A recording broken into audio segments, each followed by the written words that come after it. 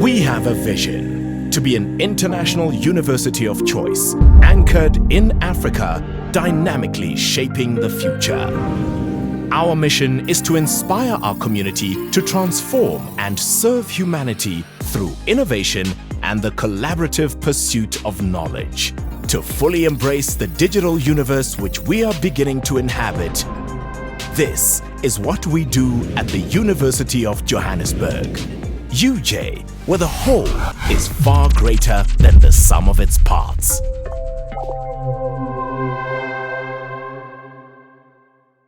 Next person to speak is myself, and I'm going to share my screen.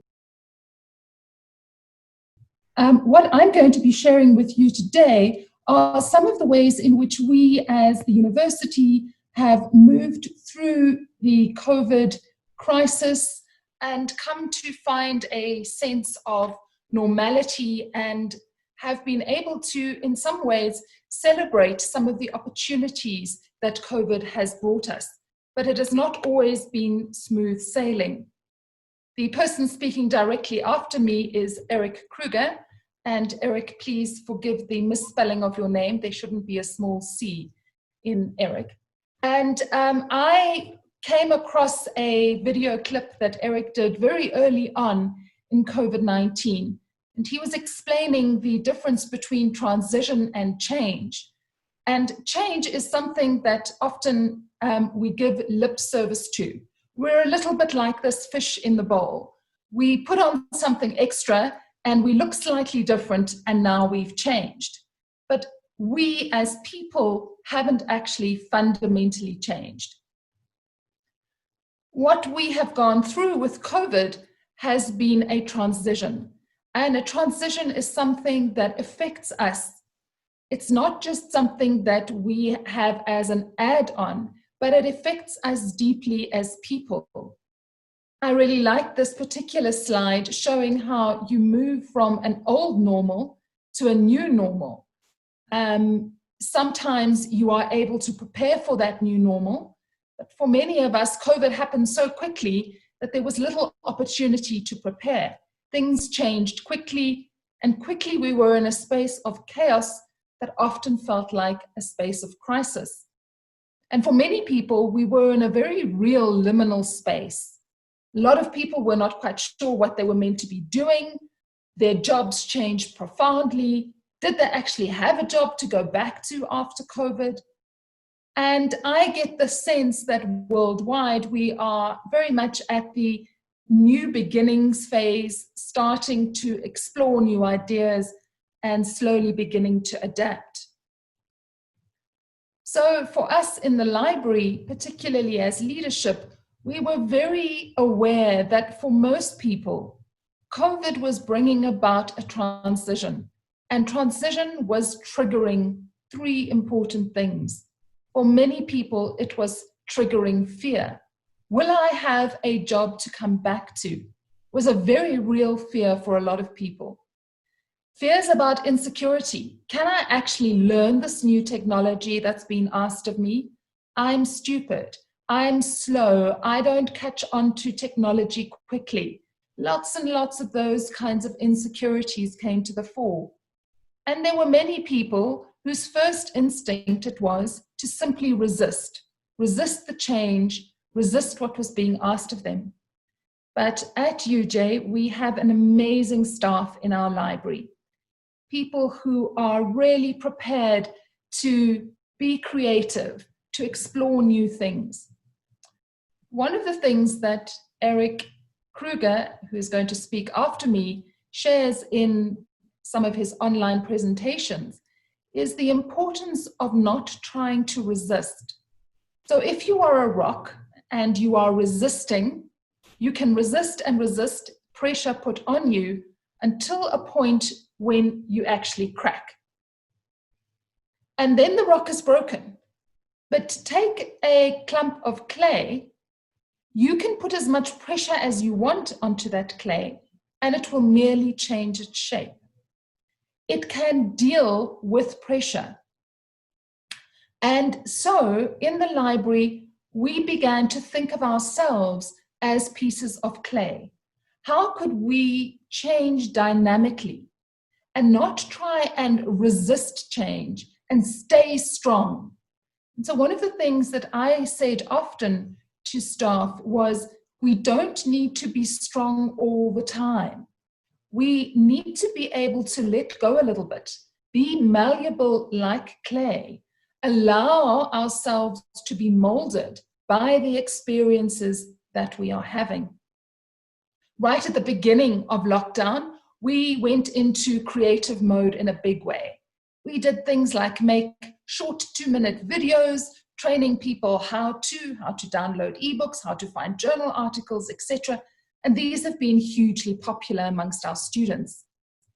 We also got creative in thinking about what it means to be a library in the 21st century, particularly as we embrace the fourth industrial revolution.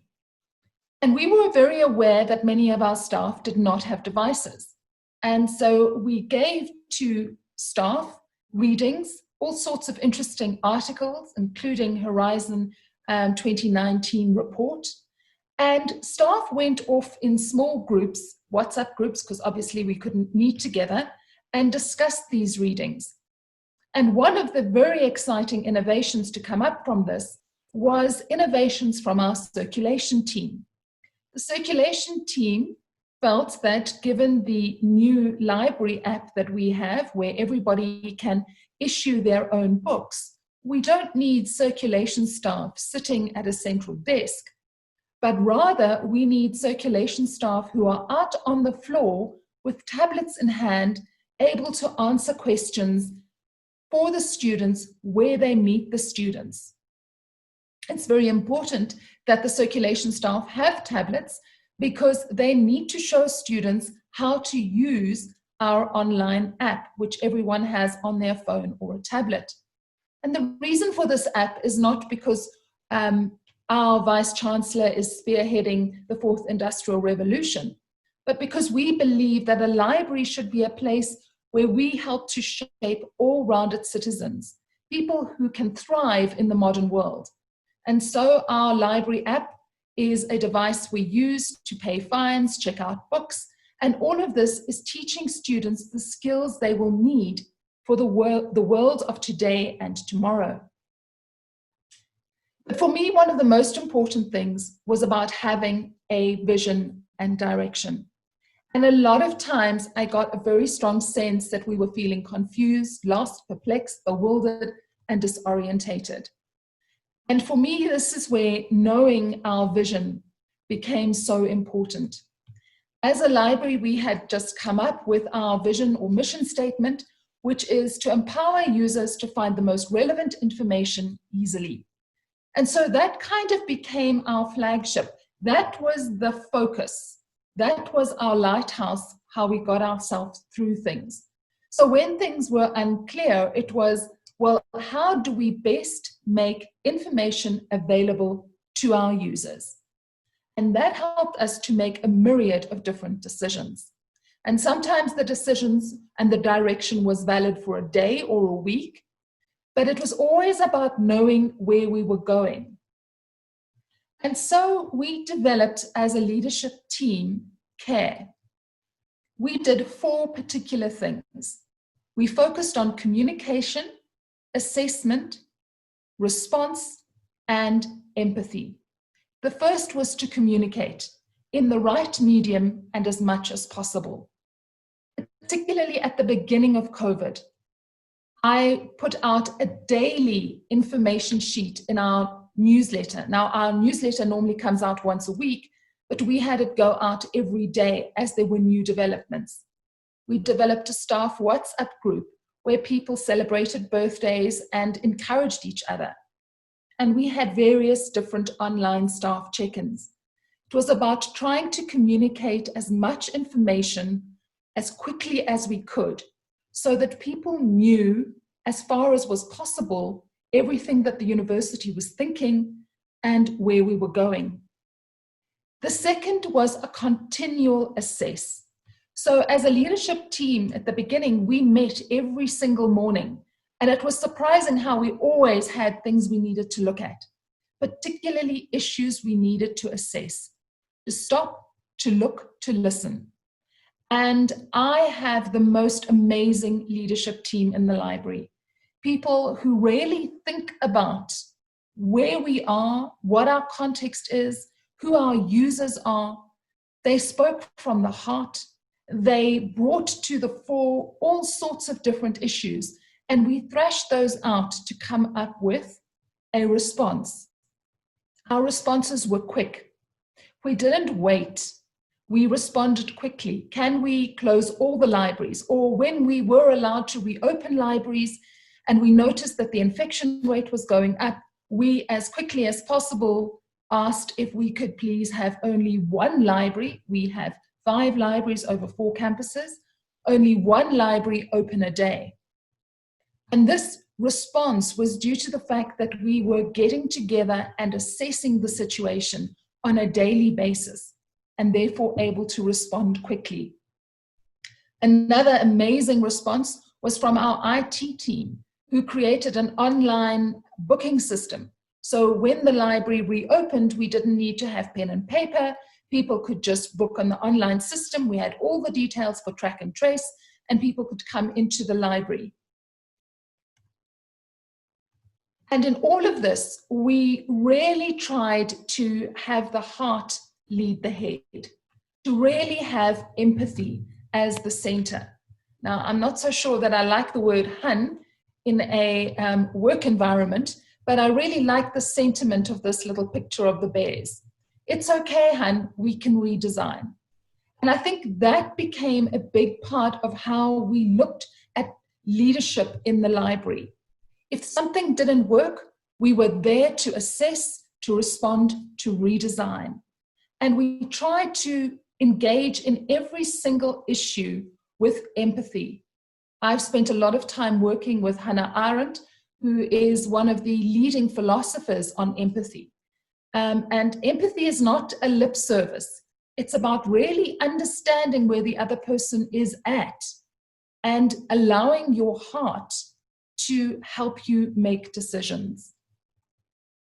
In all of this, we embraced ideas of vulnerability. None of us had the answers, but we showed up to work with wholeheartedness and with a whole presence, taking on board the idea that in new beginnings, which at the time we couldn't always see, were also painful endings. So in other words, holding the creativity, the hope of getting to the top of the mountain, with, on the other hand, a recognition that for many people, they were going through significant endings. Endings in the way that we worked, endings in communicating with one another. You know, you've been part of COVID. And in all of this, we tried to create a corporate identity. That's a very business way of looking at it, but rather an identity for us as the library. And one of our key slogans became that we were mountain movers. Everybody in some way really learned how to do something new. If it was doing online conferences like the way that we are doing now, and that's been possible because people have literally moved mountains. Our makerspace moved itself into our head makerspace librarian's home, and he printed all sorts of 3D face shields for protection services and for the community. And we then moved into printing, or rather making, laser cut face shields for the city of Johannesburg. And we've made nearly 8,000 face shields with our makerspace. And so celebrating our achievements, recognizing how each one of us has moved a mountain. And so we became mountain movers. In all of this, we really tried to stay centered. And we did this through a variety of different ways. But one of the ways was a little daily moment of inspiration. So for 7 weeks, we looked at 7 different books. Not arbitrarily, but because books are normally a story about how somebody overcomes something. And one of the books that we looked at was Joanne Harris, Chocolat. and we explored, what does this have to say to us?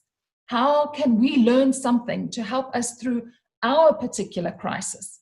I think for me, the thing that stands out in Joanne's book is the importance of hot chocolate and listening. At the moment, we are going through something called Sages Through the Ages, and I'm looking at different philosophies from all over the world to help us appreciate the moment that we're in history and how best to move through it. But it hasn't been easy. It hasn't always been an experience of social justice. And I put this picture up because many of my staff do not have a laptop at home. So we have some people who have all the devices that they need in order to flourish in this environment. And then other people who barely have the starting blocks. They've got a phone, and that's about as far as it goes. Not everybody has a smartphone. And this is something that I think needs to be addressed. That in our workplaces and our places of learning, we need to ensure that there is justice for all. The University of Johannesburg was fantastic in that it handed out over 32,000 laptops to students, but we didn't ensure that all staff members got devices at the beginning of lockdown. In all of this, we are continuing to reimagine, and we see creativity in the long run as being an exercise where together we will relearn, we will unlearn, and we will reskill ourselves as the workplace of today and tomorrow changes, as the university of today and tomorrow changes, and as we help to prepare our students for a world that we at the moment cannot even begin to imagine. So thank you all so much for sharing our journey with me.